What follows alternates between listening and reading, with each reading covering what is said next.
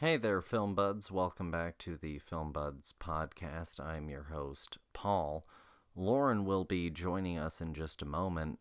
Before she joins us, I thought that I would go ahead and give y'all a little bit of a history lesson. So this week we are doing Japanese film. We are doing two different films. The first one that we are doing is Sword of Doom from 1966. The second one that we are doing is Tampopo from 1985. Sword of Doom is part of the samurai films of that era. Samurai films actually were a long tradition in Japanese film. And then Tampopo is part of the Ramen Western movement that came about later on. So, for a little bit of background, Japanese film began all the way back in the 1800s. Film was introduced to Japan around 1896 or so, but it was still very much less popular than theater, in particular kabuki theater, which was very melodramatic, very overwrought, and it was a tradition that sort of came within itself, Japan, even though it had a lot of interaction with other people throughout its history, because of its island nature, really came into its own cultural traditions in many ways. And kabuki theater is a part of that. And that influenced their early films, much like how, vaudeville influenced early film, with a lot of stage performers finding success on film. And the early part of Japanese film tradition also included, even though the films were silent, a live narrator in the theater. American films had live bands, and live orchestras doing all of the music, whereas Japanese films had a live narrator in the theater, known as a benshi, if I'm not mistaken. And they would provide dialogue back and forth for the characters, and any kind of narrative nuance that needed to be provided came from this person. And so it ended up becoming its own very interesting tradition in film, and a lot of people that were narrators for these films live ended up becoming actors as films moved into sound. Once sound did take off, directors found it particularly liberating. And a lot of the early films that were done were early adaptations of kabuki theater. In the 20s, there was an earthquake, and it ended up demolishing Tokyo and Yokohama. And so what ended up happening is Kyoto became the place of these historical films known as Jidai Geki. And then you also had, over in Tokyo, the Gendai Geki, which is where sort of contemporary stories were told. And, from this place, they went and told different kinds of stories. The historical films had their own little subgenres, and the contemporary films had their own subgenres, including like family comedies and that kind of thing. And the Japanese film industry continued on pretty prolifically after that. And leading into World War II, what ended up happening was eventually sort of a sense of nationalism started to settle into the nation in the 30s. And so by the time that you started to get to the late 30s, the government censorship board that was in place started to creep further and further in, until they were finally putting in a sort of Nazi format, different kind of propaganda in every level of filmmaking. And then in the aftermath of that, kind of like in the early part of the 20th century, where America and Germany were exchanging films, America and Japan started exchanging films because America was occupying Japan at the time. And America also had a very strong say in what Japanese films were and weren't released. They ended up confiscating like 200 some odd films. They destroyed some of them because they were deemed to be supportive of militarism or feudalism or various other elements that were decided to be against this idea that Japan was forevermore against ever disturbing the peace of the world. And so then following sort of World War II and the occupation, you ended up having Kurosawa and Rashomon. And Rashomon kind of put Japan back onto the international cinema landscape. It's a story about the reliability of narrators and the story told itself. And from that, you had this kind of return to people using all the different forms of storytelling. Jidai Geki and Gendai Geki, and you move then on into Godzilla in the 50s, and part of the reason that people got so good with miniature work for Godzilla was the fact that they did not have footage of World War II. So when they wanted to recreate things for World War II for news stuff, they used miniatures. And so a lot of those craftsmen brought those skills over into Godzilla and some of those films. And like after the government was broken up in the wake of World War II, the studios had been consolidated underneath that government, underneath two different studio banners. It was broken up again, and Kurosawa kind of paved this new way for a Japanese renaissance in international cinema. And it was after that, for the next decade, that Japanese cinema really started to travel around. And it was in the wake of especially samurai films that two things happen. One is Star Wars, the other is spaghetti westerns. So Star Wars is kind of a retelling of, one, the monomyth itself, which is this whole notion of a singular story, but it's also a kind of operatic story in the same vein as Japanese samurai films.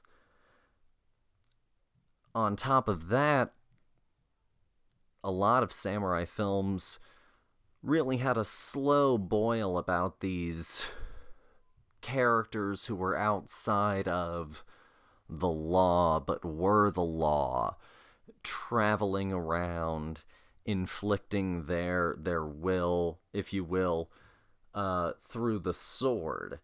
And it kind of had this effect where instead of your Western hero being John Wayne, it became Clint Eastwood, and it became this man in a poncho with a gun, and this slow burn up to him pulling out his gun and shooting.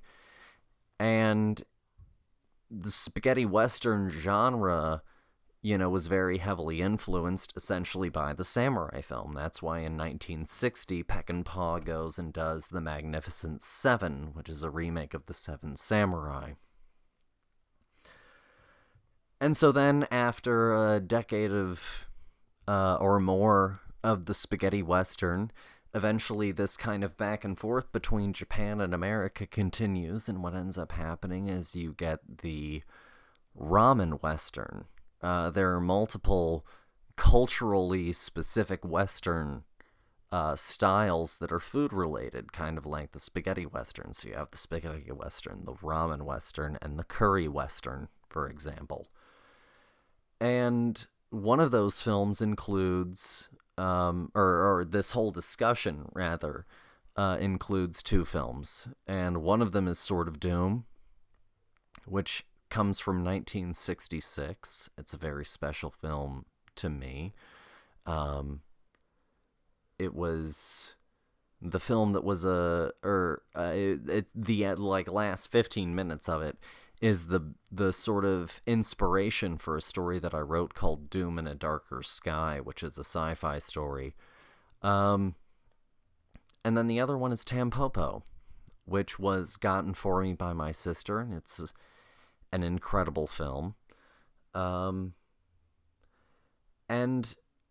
it's kind of this post-war tradition of film with this second generation of filmmaker, and then this third generation of filmmaker, where, the samurai film, the Jidaigeki, ends up informing the Western, ends up informing the Ramen Western. And so it ended up being a really interesting double episode. And we're very thankful for you, the listeners, for joining us. We're recording on Thanksgiving and the day before Thanksgiving. And we hope that you guys enjoy the episode and that kind of thing. And as always, we have a clip, so take a listen.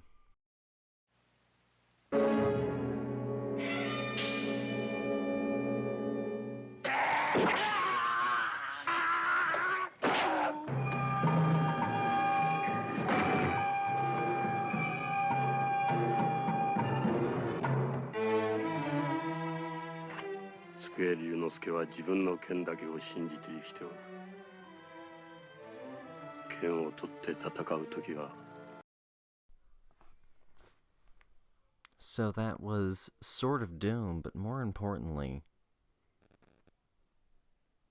we are rejoined by my best friend and favorite person in the world, my co-host, Lauren. Hi.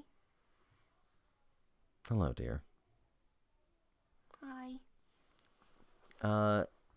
So what was your before we get into Sword of Doom a little bit, what was your experience with Japanese cinema sort of at large before this movie? Honestly, like my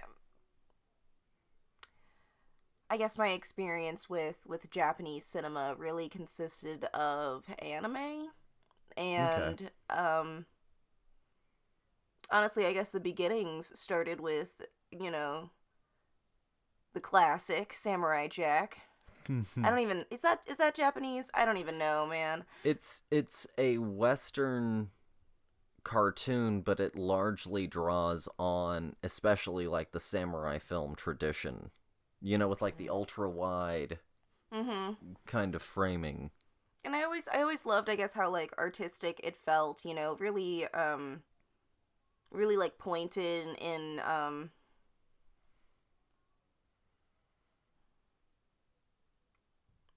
they let moments really land and really settle in that, and I found that really similar also to what we've been watching of Japanese cinema. But I guess then my actual first one, if that one's not real, sorry folks, would probably be like Miyazaki. See, no, I have to go, my personal timeline of Japanese history is all sorts of wonky, so it's gonna probably be like Dragon Ball Z. Okay. Which is a different type of Japanese, I guess, expression entirely. That one's very like action hero, whereas like, Yeah. even like Miyazaki is more kind of, I guess, in line with what Samurai Jack what is for me. It's very beautiful and masterful in what it's trying to tell me, and it doesn't always have to use words to express that feeling. But yeah, no, I didn't really have like a lot of, especially like live action history to really pull on before we did this. And honestly, like, you can tell they're from the same country. Yeah. It definitely it still had those things that I guess I was expecting from my outside perspective within them, and so much more. you know i'm I'm curious to go further down the line. I've always really enjoyed Japanese cinema, and this just kind of like cemented that for me in a way.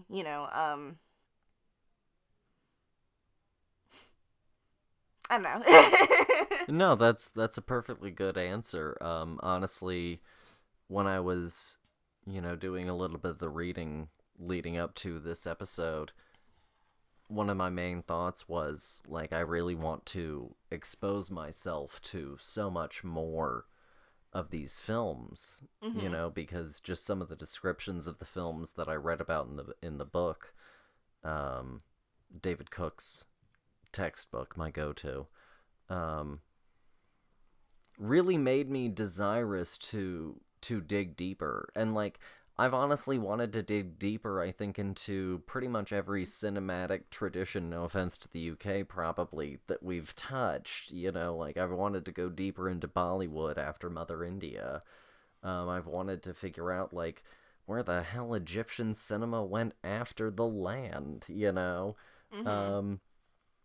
and going back and hitting Sword of Doom, which means a lot to me, and Tampopo, which ends up meaning a lot to me. Like I haven't stopped thinking about Tampopo in the same way that I couldn't help but think about the last 15 minutes of Sword of Doom, but we'll get into that. And so, yeah.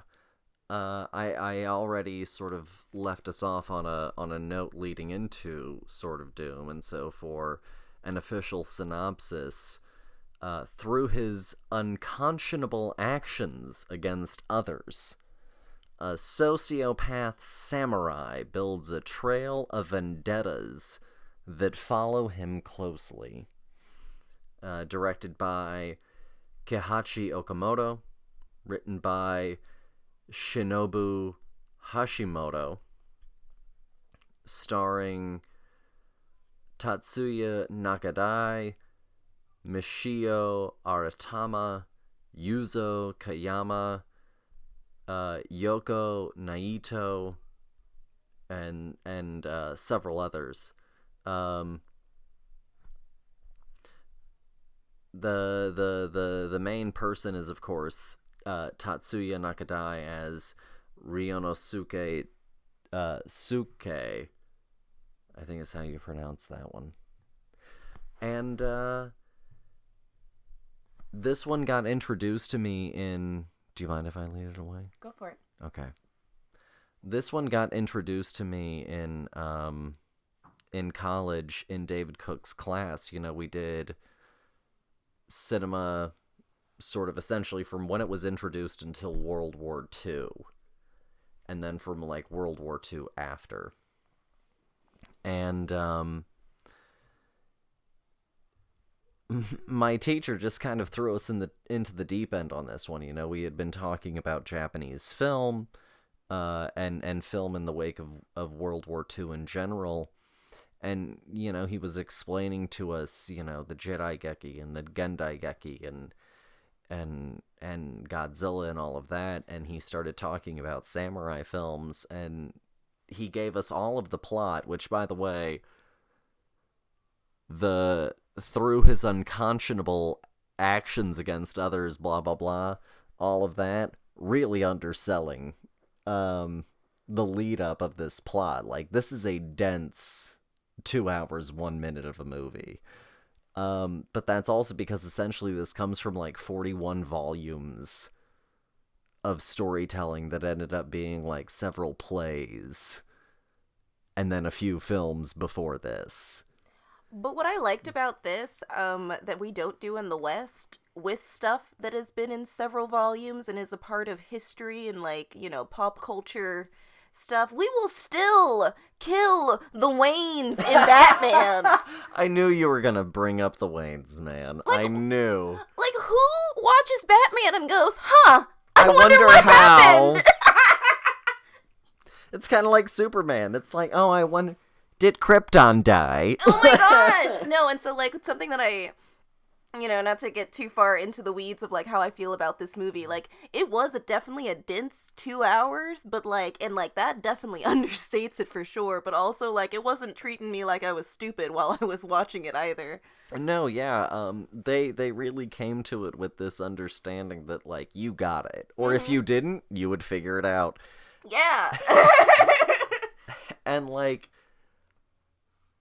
It's on a certain level, you kind of have to, like, let certain plots go that part of you wants to desperately hold on to. You know, there's this whole plot about the shogunate and whether or not it's the empire or the shogunate, and these, you know, criminal figures are of one political opinion. Don't you fucking think about it for a second.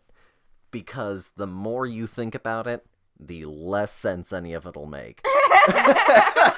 But that's because, on a certain level, we're so removed from the book, and also in a, you know, an admittedly, you know, Western audience perspective, I have no real deep cultural context. I kind of understand the idea of how this is just before the end of samurai, really. You know, they were outlawed after a certain point in the late 1860s, but, like, they still continued on. Mm-hmm. Not unlike Civil War militias, kind of like what, sorry, this is a tangent, in Hateful Eight, the Maddox Marauders. Mm-hmm. You know, this kind of post-Civil War group of we're still fighting the fight fighters. You know, after the samurai were done... There were still a group of them that continued on, and actually they ended up just essentially infiltrating the military-industrial complex of the aftermath. Mm-hmm. Sorry, that's a whole can of worms. But this story, you know, it's right in the middle of that culture, right at the end of it, and, like, they don't care if you understand it. Like, the way that the story is presented, what I'm saying is, don't get in the weeds on any of this history, because you'll have to do the kind of research I did to understand it. Really, what you have to do is just essentially follow, for a kind of a rough estimate, Samurai Jack Nicholson in The Shining go mad. You know, it's that same kind of descent into chaos, where the first time you meet them, you go, this person's weird. And then you watch it get worse. Yeah, and, like, from the beginning of this movie, not one point was I like, I wonder if this guy is gonna turn out to be crazy.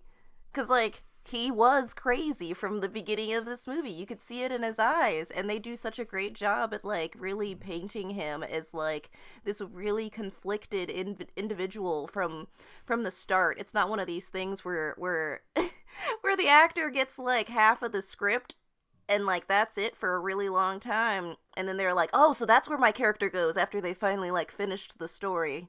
You know, he knew from the beginning that he was crazy. Yeah. And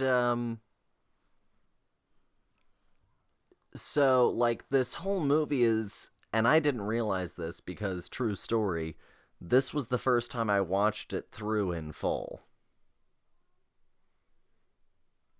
The movie means a lot to me, but this is the first time that I had ever actually seen it start to finish.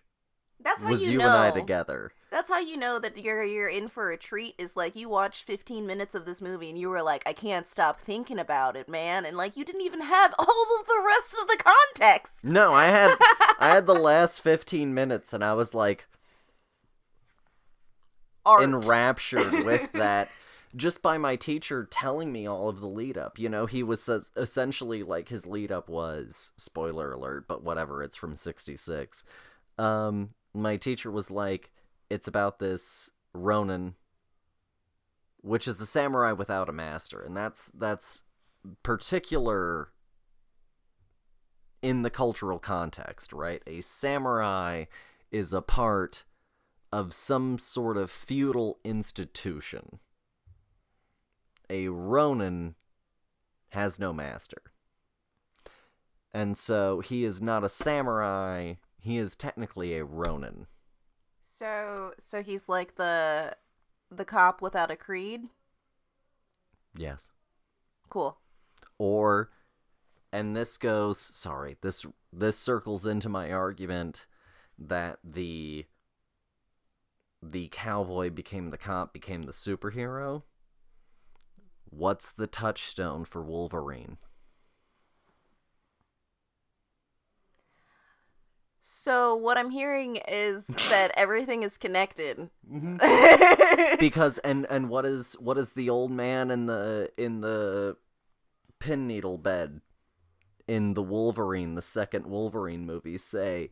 You are a samurai. He tells him that he is a Ronin, a samurai without a master. Mm-hmm. And so, it's this guy, and this is all that my teacher gave me. This Ronin is running around. He kills someone. He likes violence. And he ends up killing a lot of people and making a lot of enemies. And then finally, his enemies come to kill him. And that was essentially all the lead up that he gave us for the last 15 minutes of that movie. And really, like, again, with the synopsis and with that, technically, yes, that is the movie. But there's so much more going on in this movie, mm-hmm. and I think, again, just an understatement. Yeah, and so, like, first off, it's a beautiful film. It's technically fascinating. Mm-hmm. Incredible camera movements. Incredible angles. The actors are doing a phenomenal job. Even though some of the story nuance might be lost, it's never lost on me in an actor level. No. You know what I mean? The actors, because they are definitely aware of who these people are giving me everything I need. Maybe not everything I need, but enough for me to carry the emotional arc.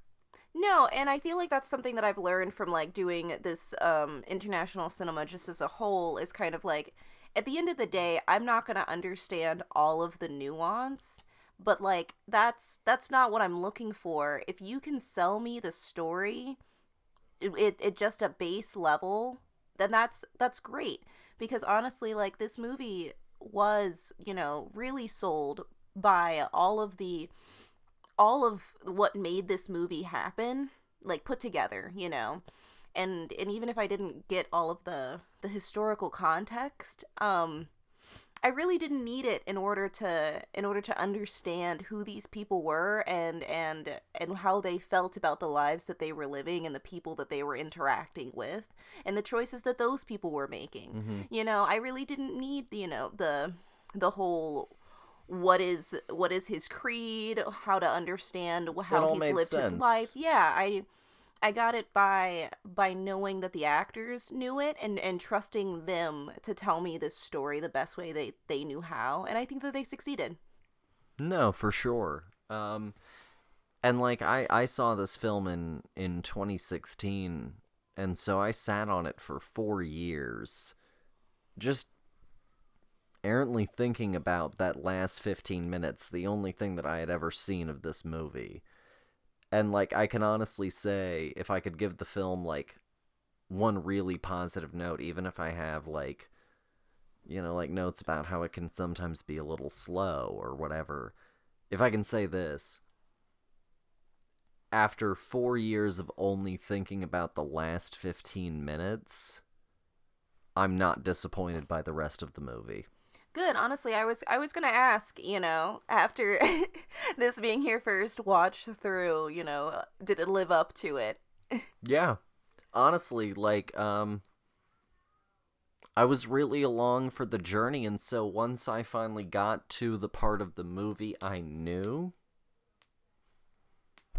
I was already hooked. And getting to the part that I knew was great was honestly on a certain level just like a separate kind of reward Mm. of being like, even if I did think that there were some pacing issues, I thought the story was great, and the lead up to it on its own way made the last 15 minutes better because I was more on our lead character's journey.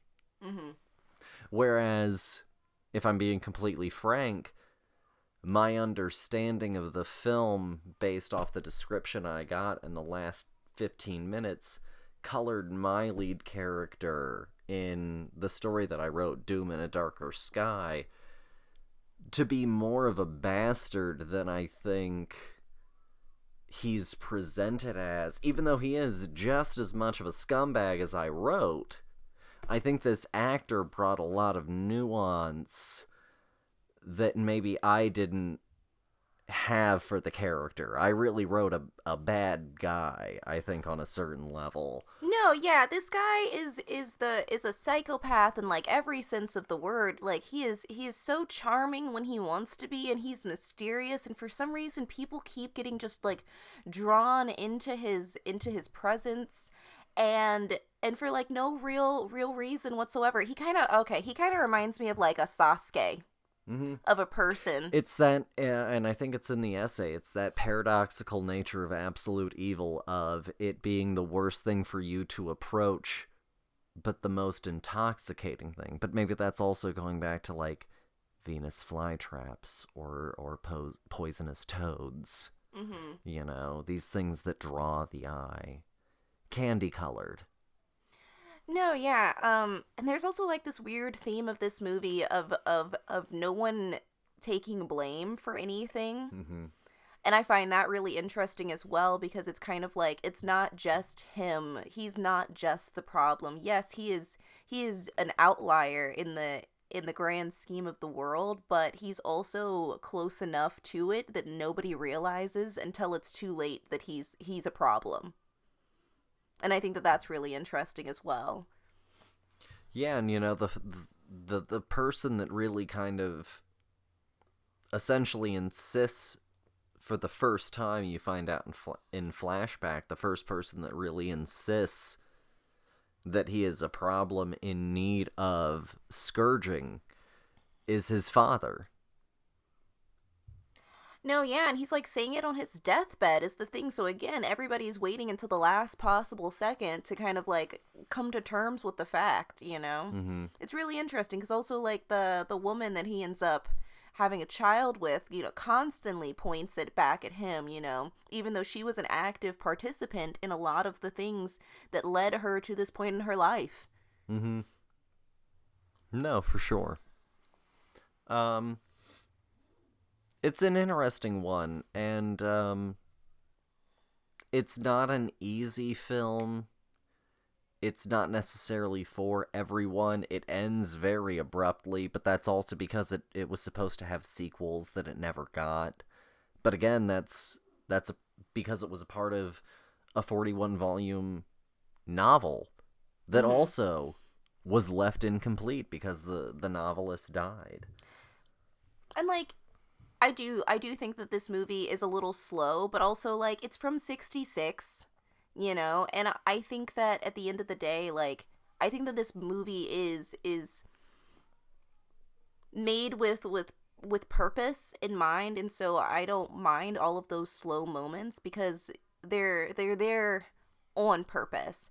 Yeah. And I feel like you know, if I feel like it's dragging, then it was supposed to feel like this so that way when we finally do get to the climax, it does feel, you know, completely as epic as it can be. Because also, like, his life does have, it did have, you know, like, slower points in it, in between his acts of violence and his epic showdowns with people who would come and try and tear him down. But then he would go for scenes with not really doing anything. And no, I really I also, I guess, you know, unpopular opinion, I kind of like the fact that the movie just stops. Yeah. Because that's kind of how it feels. You see him like pause in this like epic freeze frame, and it's like, will he die? Find out next time. And you never get that. And it's also kind of, you know, kind of how life is in a certain way. You know, you don't get to know when your final day comes, and we don't get to see his either.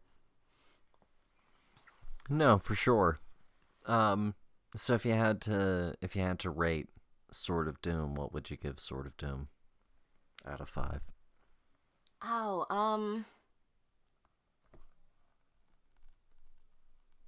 I think I'm gonna give this movie a 4.5. Okay.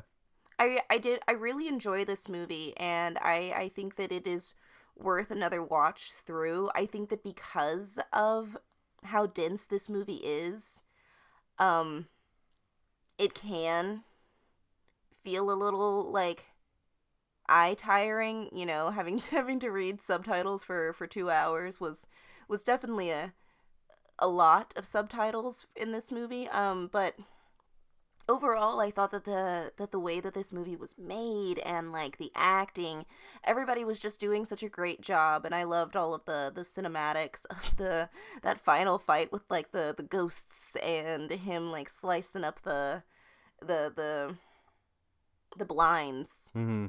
It's so cool, and it's also just a marvel of its time, because of technological advances as well. You know, we forget it's so easy to do things now. We forget how much work all of this took.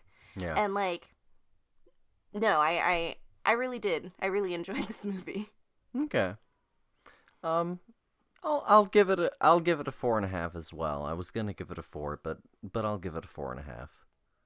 Aw. Well, I'm glad. No, you convinced me. Um, I don't know. There were like I loved it. Um, I guess I was maybe just like slightly more critical, but I think that you made a compelling argument for a 4.5. Well, yay! I'm glad that I could bump you up to a 4.5. Not even on purpose. I wasn't even meaning to. Yeah, yeah. So our next film, you know, as I talked about, you know, the samurai film led to the spaghetti western, led to eventually the ramen western, and so our next film is a very, very special film from 1985 called Tampopo. And as always, we have a clip, so take a listen.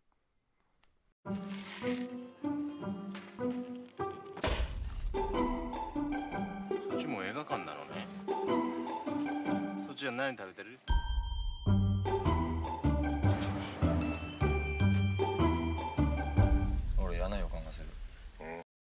So that was Tampopo from 1985.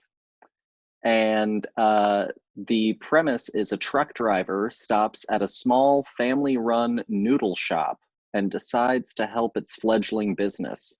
The story is intertwined intertwined with various vignettes about the relationship of love and food.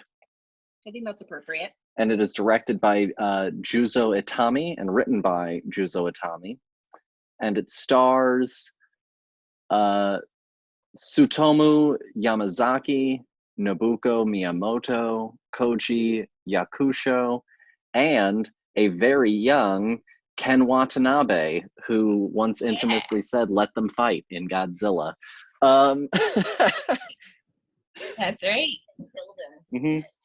In the sequel. And his son was the bad guy in the threequel crossover. So yeah, that was Tampopo, and we this film ended up getting selected because Mad suggested it, and then she was gracious enough to just go out and buy it for me, and so then I was like, well, it has to be included now. I did intentionally. I forced you to do it. And we watched it all together, and I'll say this: I had a hell of a time watching it. But I'll let Madelaine sort of start off with it. So, how did you discover the film?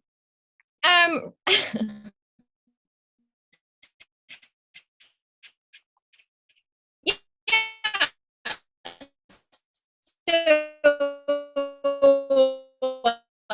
point of extreme boredom with literally everything, and I got into my head that like a fun thing to do, since we couldn't really go out anywhere at the time, like everything in Austin was shut down, was I was like, we should do sort of like a themes like dinner and a movie at home. So for me, obviously, like I used to be a chef, like I love food. I thought a fun thing to do would be like pick a like food related film that was like, you know, from various parts of the world, and then also like eat that food along with watching the movie. So I did like a whole bunch of research into like, you know, I mean, there's like classics and like things that I already seen, like Big Night and stuff like that. But yeah, I just started doing some research into like classic kind of like food movies, and Tampopo came up, and we also really love ramen. So I was like, let's fucking do that. Like, let's watch Tampopo. So yeah, it was hard to find. Like it's not really streaming anywhere. So I had to like buy a copy of it, and I was like, I hope this is good. And we ended up watching it and absolutely like loving it. It's just like, it's super fun and super funny. Yeah. It's really, really funny, and just like super enjoyed it. And then, yeah, when you were telling me you were doing like the whole international thing, I was like, I'm going to force someone else to watch this so I can talk to them about it. No, and I love the story. I love the idea. You know, we had to come up with, you know, clever things long distance, you know, for a time, and we even came up with our own, like, you know, COVID dates. But I really love the whole idea. I think it's absolutely brilliant. Because food and movies are such a great pairing, you know, and so I think that it's a really clever idea. As for the movie itself, I absolutely love it. It is so fun. It's so different than anything else that you could watch this year. No, I absolutely adored the hell out of this movie. This movie is fantastic. And in some ways, like the vignettes almost steal from the main plot, you know, in terms of memorability.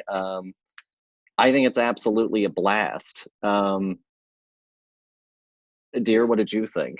I think that this movie is fantastic. It's got a lot of like rewatchability, because like there are definitely vignettes that like even right now that I can't remember, and I want to just rewatch it until I can like get all of them in like my collective memory bank of what this movie is. Absolutely loved watching this movie. I'm glad that you went out on a limb with it. Yeah. And I could definitely understand wanting to like have people to talk about this movie with. It's such an experience to watch it. You know, it is truly, and you sit down and the very first vignette includes this sort of gangster character who's a recurring character in the vignettes. And it starts out with a fourth wall break. You know, like the movie just immediately walks through that door of establishing itself as being something very, very special that you're about to see just within that first few minutes. It's so sharp, it's so clever. It's right up there with a Woody Allen wall break, you know, like it is just perfect. It's not just a throwaway gag, it's really quintessential. No, I agree. I think there's something very like, I mean, it sounds kind of trite, but like really iconic about that opening scene. And I really think it does set the tone for the whole film as being sort of like a little bit like unexpected. Like just the whole course of the film and the way it like branches off into the various vignettes and then comes back and all these like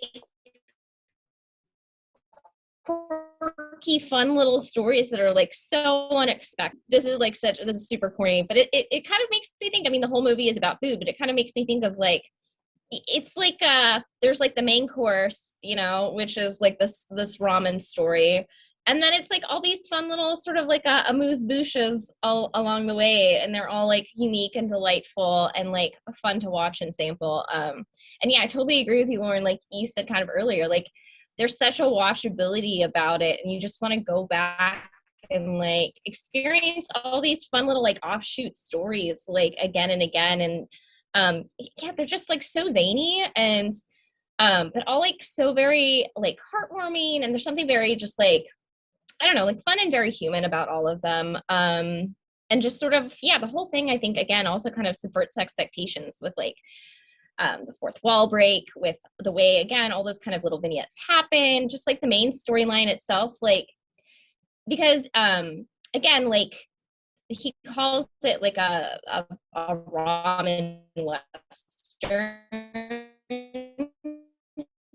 And so there's parts of like Western story arc. Again, it's like, but it's Japanese. So it like has its own kind of like particular tone and take on everything. And there are some like very fun things that I think kind of like subvert your expectations throughout the movie. But that just kind of adds to it and keeps it like super lively and fun and engaging. Yeah.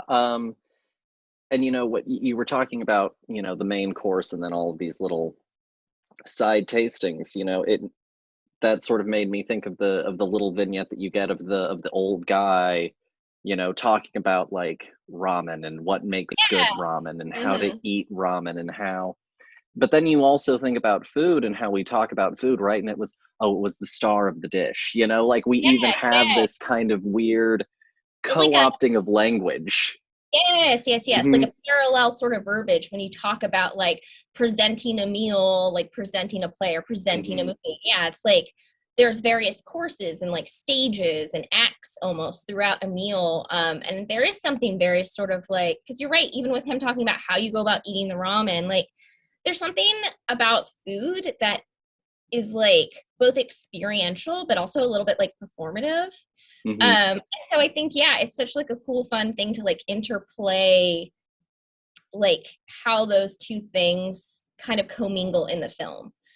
Yeah, absolutely. And, you know, Lauren talks all the time, you know, about some of her experiences from acting and when we talk about performances in film. And what really helps set this movie, aside from it, you know, having some certain Japanese, I think, sensibilities, is that it has this incredible comedic sensibility as well, and all of this heart. And she talks all the time about how she had this one teacher who was like, you know, what if you loved the person that you're sitting across from? Oh yeah, always choose yes. You know, and like that's more interesting than being like, no, I hate them. And like on a certain level, that's so much of this movie, you know, like it's not really an angry movie, it's not angsty, there's not really violence, but it is a Western. Yeah.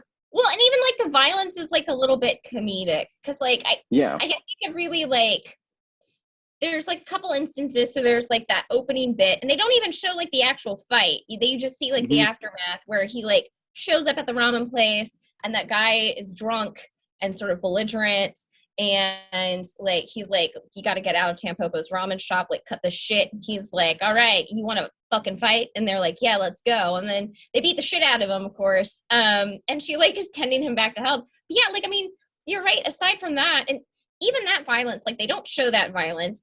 It doesn't come across as necessarily mean. The next time those two guys have like a showdown, they end up becoming like good friends. It's like man, we're going to take some swings and like work our shit out. But it even also feels like comedic then. Like it's just like hilarious. These two guys like under an overpass, just kind of cars just passing by, not giving a shit, you know. Yeah, and they literally are just like so tired. They both just like collapse next to each other in the grass, and they're just like, "That's it, we're buddies. Like, let's fucking help Tampopo fix up her ramen shop."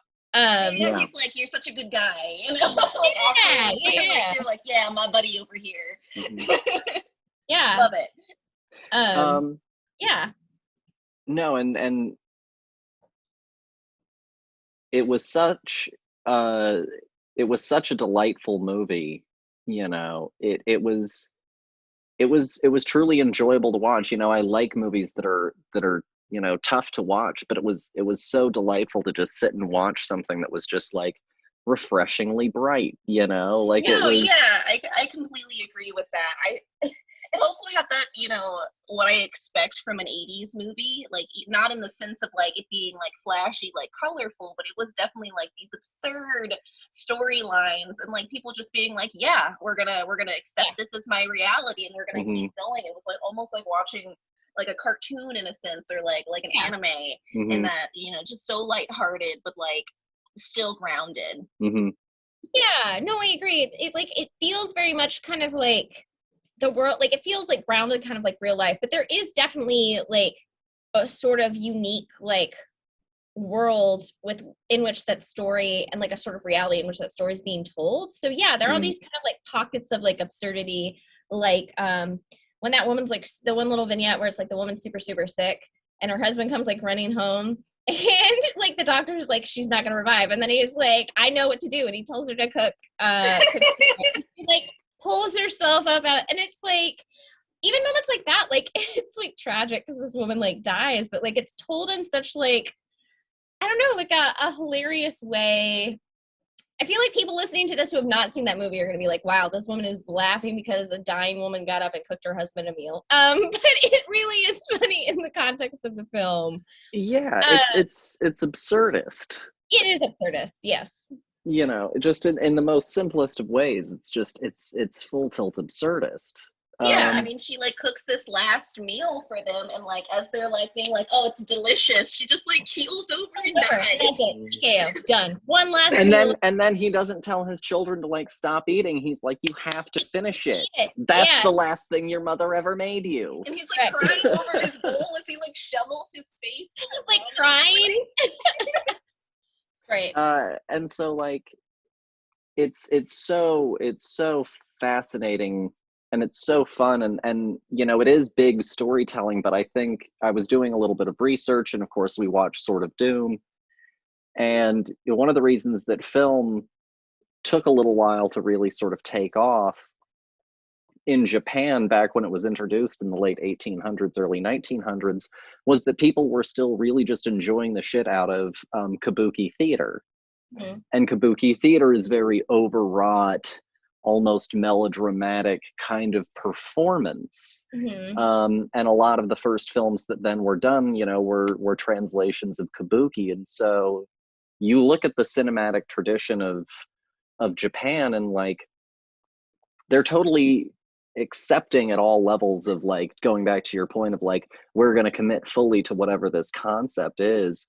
I think that kind of goes back to kabuki, you know, like, you're doing it big, but that's authentic, you know, like that's genuine. And you look at anime where suddenly our characters' faces completely change, you know, into the huge eyes and and that kind of thing, you know, in pain or in sorrow or in anger, you know, they're totally fine with it being as big to convey whatever idea or feeling it is that they're trying to get across. And I think that it really, really lands. It has like a universality of it, you know, like there's no disconnect from watching it as an American versus, I'm sure, you know, watching it as a Japanese individual, you know, it all reads perfectly, you know. And like, you even get some of it in Sword of Doom, where he makes, you know, our main guy makes some really out there faces, and at the end he has this whole big explosive battle against these ghosts where suddenly it seems like the room's walls have like no limits and lights are going crazy. and you can see the scrim, but it doesn't really matter because like we're conveying something right now, you know? And then he starts to just like chop through dudes, and you're like, I didn't think this gang was this big, but it doesn't matter because again, like we're trying to sell something right here, right now.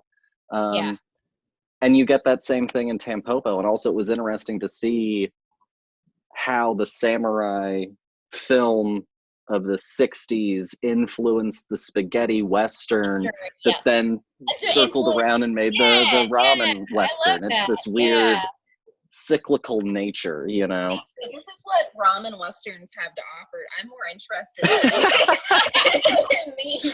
This is great. This was such a blast. Like, this is a western for someone that doesn't like a western. Yeah. Western. If you looked at me and were like, I hate westerns, they're so, you know, either John Wayne or Clint Eastwood, I would be like, Tampopo. Yeah. Go and find it. I mean, honestly, if it wasn't for like the like, I'm gonna call it the food porn scene, I would say that this is a family movie. No, yeah. Yes.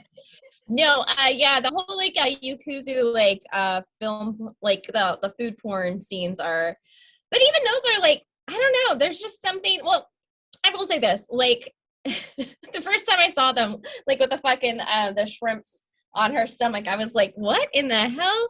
But the thing that I will say this, the thing that I think I like about all of those, even like the kind of very sexual, like food centric vignettes, and all of these vignettes, and I think just like the movie as a whole, like I think it shows the connectivity of like food and life, like irrespective of who you are and where you are. Because I mean, you have like you've got, again, like the Yakuza guy, and like him and his girlfriend have this like very hot and heavy, like super sexual food kind of like, you know, these erotic moments. And then you also have, though, like my favorite, which is the old woman who squeezes all the produce.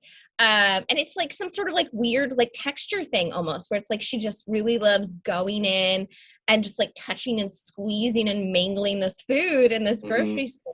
Then you have like these classic scenes again, like you know, people like talking about like the mouthfeel of the noodles and like enjoying ramen, and you have, you know, like I don't like, it's like a swath and array of humanity, from like these very wealthy businessmen experiencing like a high-end French, you know, food experience, to like the whole like literal like, you know, the homeless men in that park sneaking into places and cooking something, you know, as simple as like a rice omelet, you know, like, so it's a whole swath and array of like humanity and life experiences, and how so much of that like does revolve around food and who you're eating with and preparing things with people, and like what that represents in people's lives. No, absolutely. Food is the silent character in every single one of these storylines. It's sexy. It sometimes is disappointing. You know, when the truck guys get there, they were really looking forward to a good meal, and they stopped earlier than they wanted to in the name of hunger, and the ramen sucked. So like, food can be sexy, food can be disappointing, food can be love, you know.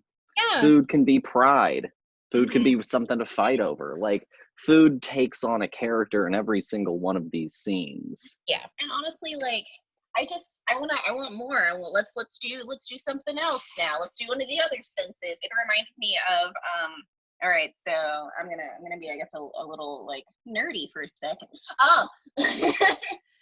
It reminds me of this episode of Adventure Time where they take all of the 5 senses and they do these like little vignettes of each of them that's like been tied together by this one character throughout the entire thing. And at the end, he's like, all right, so did you get what they were all about? And like, one is about touch, one is about seeing, you know, one is about hearing. And this whole movie just kind of like reminded me of that. And I was like, there aren't that many things that do this. And I thought this was such an interesting, you know, I guess like a topic to try and like make a whole picture about. And I thought that they did a great job. Yeah, because you're right, it's great. Like, the thing that is so wonderful about food is it really is like an all senses kind of experience. I mean, like, the common saying is that like you eat first with your eyes. You know, you look at something, you see it, it looks beautiful, it looks delicious. Like you smell it, touch it, you taste it. You can even like, depending on the kind of thing, like I think about fajitas and you hear them like sizzling and crackling and you know, things like food is such a sensory experience. I think you're right. They do like such a good job of kind of like discussing and bringing that play into the whole film, but without making it like overt and like over the top or like too trite or like on the nose. You know what I mean? It's Like not Food Network the movie. No. Yeah. It's not. Yeah. Yes. Where we got a Bobby Flay cameo. You know? And honestly, like the subtlety of it, it works so well because you don't really notice it for a time until like honestly probably about like halfway through. I was like, all of these vignettes are about food. Yes. You know, like, and you don't really like pay attention to it because you're so engrossed in the story, you know, and all of these people's relationship to what food means, and it's just it's so good. Yeah.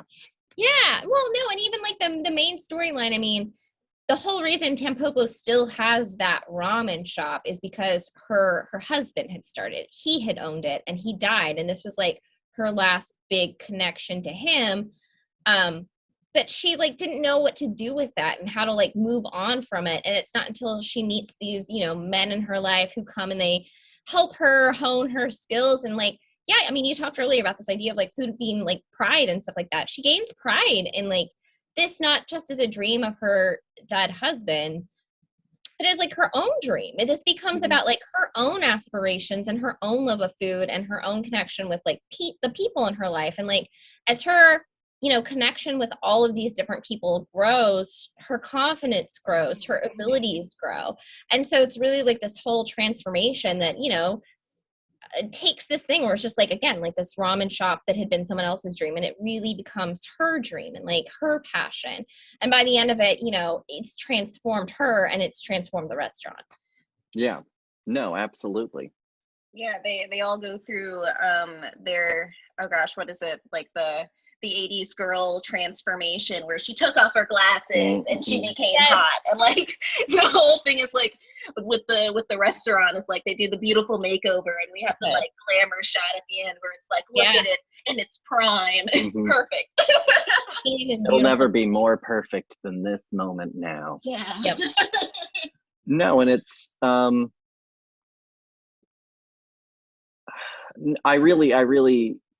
I can't speak highly enough about this movie. I think it's so wonderful and so well done. The only like American Western I can think of that's like even half as funny as this is like Mel Brooks's Blazing Saddles, you know.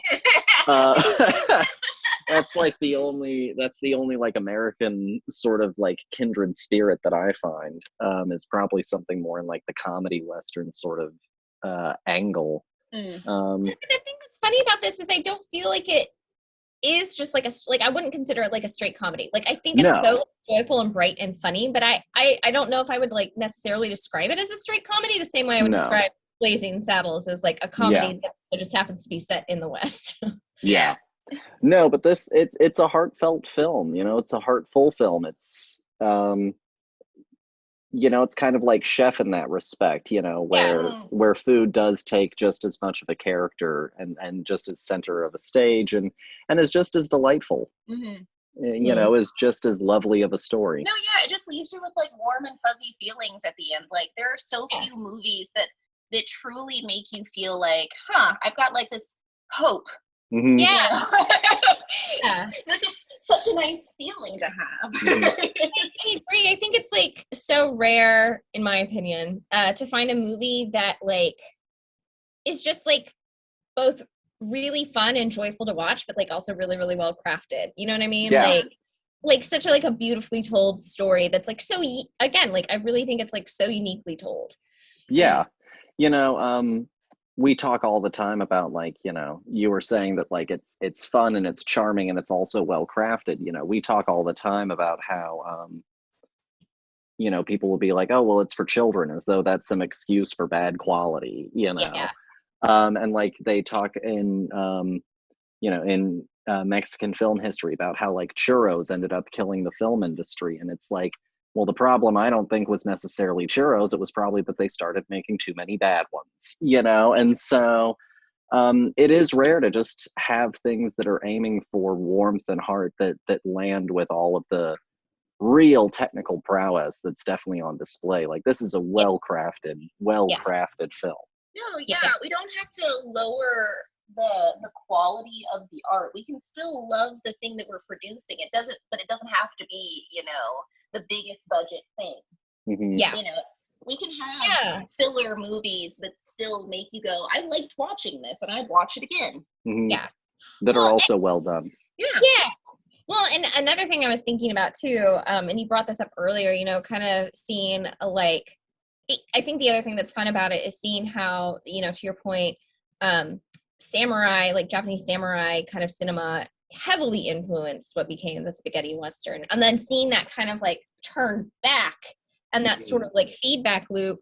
And when you're watching Tampopo, like again, you get these hints of very sort of like American, like Western style film that show up.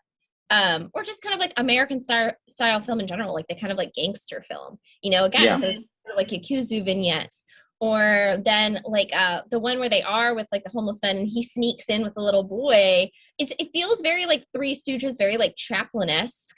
Yeah. You know what I'm saying? Where he kind of like, they sneak in one door and, you know, and do all the fun. Out the, and then they sneak out right as the other guy comes in and they like loop around, you know, like it's just, it's really cool and interesting to see that kind of, cultural exchange and like that feedback loop. And I think that's another thing that is like really kind of intriguing about this movie in particular is like seeing that sort of dialogue happen very like viscerally on the screen.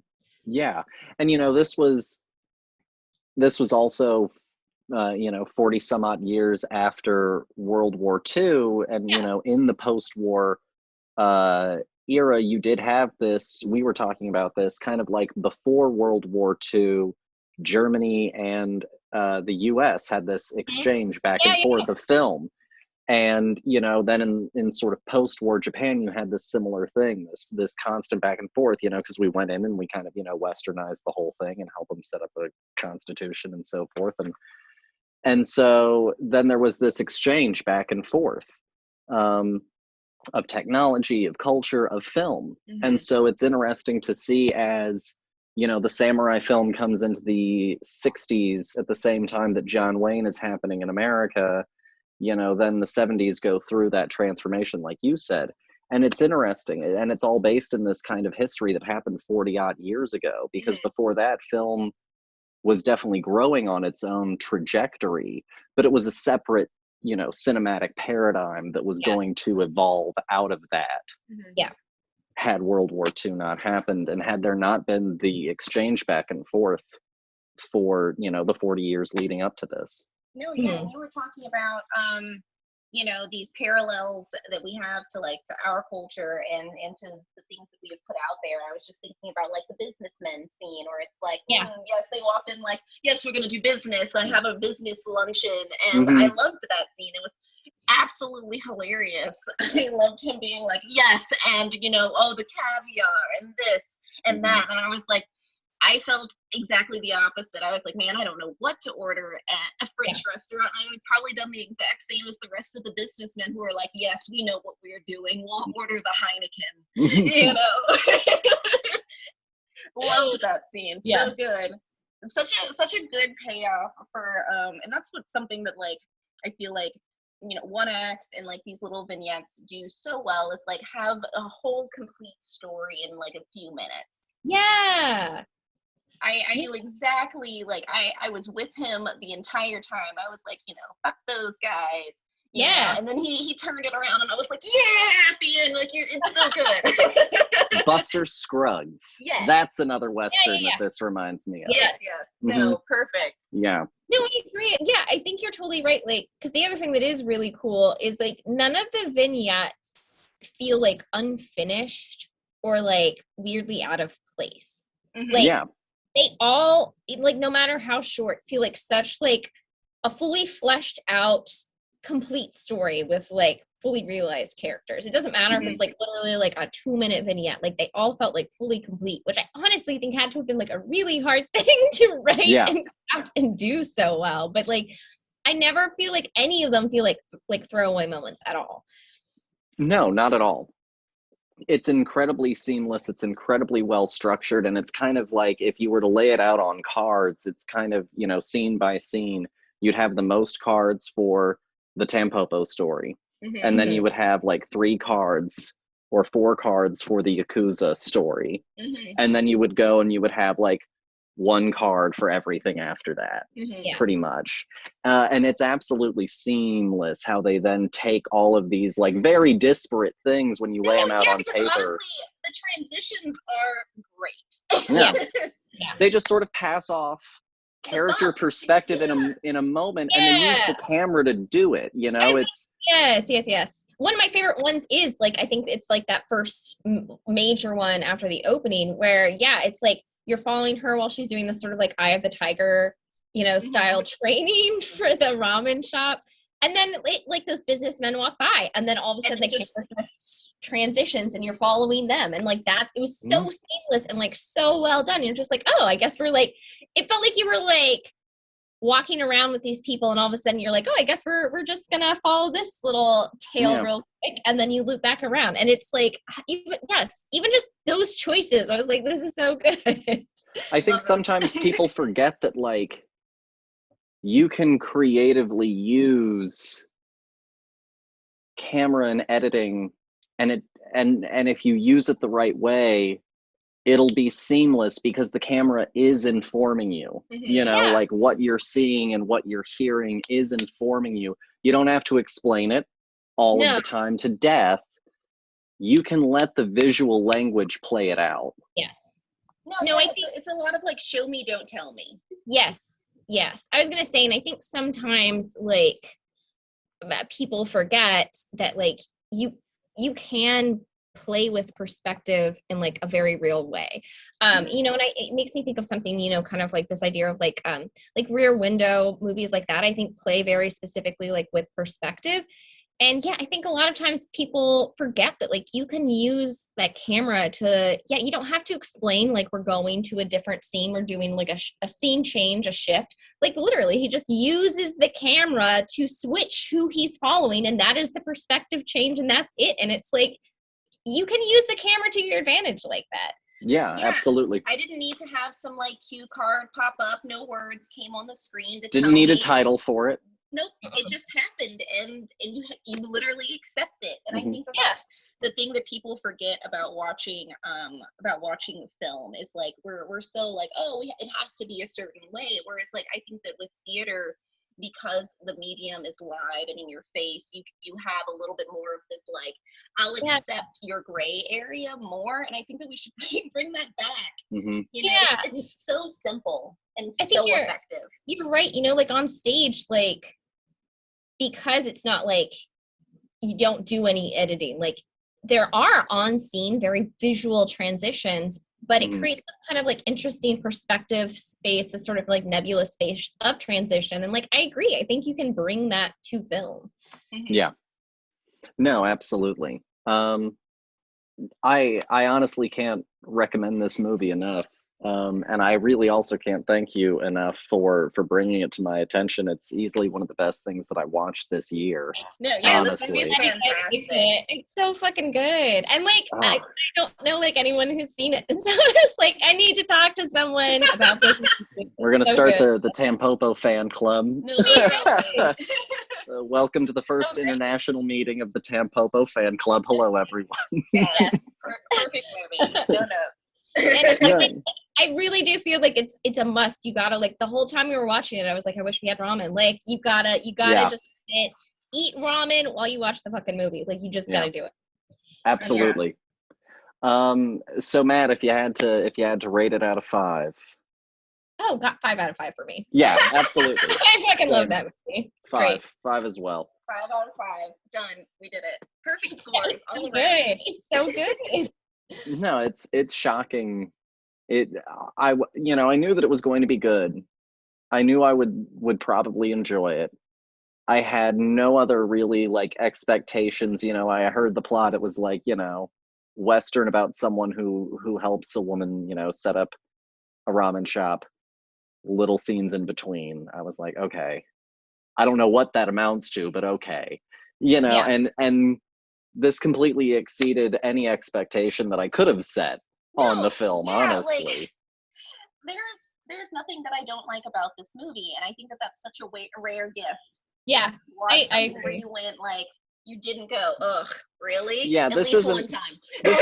This isn't a 5 where I look at it and go, well, maybe there are still some faults in it, but I think that overall its strengths carry it over. No, this movie is just, it's on all cylinders. 5 out of 5 on everything. It was like a visual roller coaster ride. I just enjoyed my time with Tampopo. Perfect dish.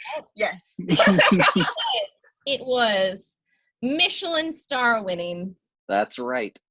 But no, I absolutely loved it. I loved talking about it. Thank you for coming on. Is there anything that you would like to let the listeners know? Do you have anything in the works? Have anything in the works? Something that they could maybe go and read of yours soon or currently? I mean, currently, yes. My Taking an Accurate Sexual History is still up. Actually just won Best of the Net for that recently. Hey, nice. On Prometheus Dreaming. So if you want to go read a really short story, go for that. As far as like my own stuff, I mean, I'm still working on like a novel tentatively, but that's like, no one should read that, right? No one needs to see it where it's at right now. No one should know. I'm just going to be quietly aware that this stage of this story existed and then take that to my grave. No one should read where it's at right now, but eventually, someday, hopefully soon, working on that. Yeah, I mean, I have nothing exciting happening except for the fact that I'm going to eat a bunch of food tomorrow. That's all I've got going on in my life. I think that's good enough. I'll link to it below. And all of Madeleine's socials as well, so that way you can go and follow Mad the Impaler. Yeah, you can see all my photos of my cat. Yeah. Exciting. The content you want. Do you have anything that you would like to tell the listeners before we go? Watch Tampopo. Yes. Do it. It's a must. It really is. No, for sure. Honestly, I think that it is fitting that our episode that's going to come out after Thanksgiving is partially food centric, and I'm certainly thankful that I'm going to be having a warm meal, and I'm thankful for this time that I've had with the listeners. I'm going to continue on obviously into December, but it's been a great time, and I want to thank you all for coming in and listening. It means a lot these last 2 months. I haven't wanted to do wrong by Henry, and I'm very thankful to Henry for giving me this opportunity. And so thank y'all, and thank everyone who's come on as a guest. Thank you for being my co-host. Thank you to Nick, Sky, Clark, everyone who's really made this a wonderful time. Wow, you just had to show everyone the fuck up. We're all literally like, you don't have anything going on, and you're like, I just want to be thankful for all of you. And I was over here being like, man, that was so beautiful, and all I could think was like, thanks for tuning in. Like, woo, for viewers like you. Thanks. That's right. Yeah. But yeah, I guess also though, ironically, it's also International Month, and all of our international listeners are like, I don't fucking celebrate. I don't celebrate Thanksgiving. Mm-hmm. So I guess I'm thankful for I guess I'm thankful for y'all. You're my family. Okay. Thanks, guys. Blah blah. It's been great. I love it. I love you, kid. I love you, kid. I'm thankful for you. Honestly, I couldn't have asked for a better sister-in-law. Aww. Okay. The people can't see it, but we're sending hand hearts to each other, and it's beautiful. And you're missing it. Because this is a podcast. Exactly. But yeah, so thanks everyone for listening, and thank you guys for coming on. And we'll have a whole new theme going next month. My sort of strange anti-holiday movie fest that I'm going to do. Yeah. Currently, I think it's going to include The Green Knight. It's also going to have 8 Crazy Nights. So I'll come up with some other ones to throw in there, and we'll catch you guys next week. Bye. Bye. Bye.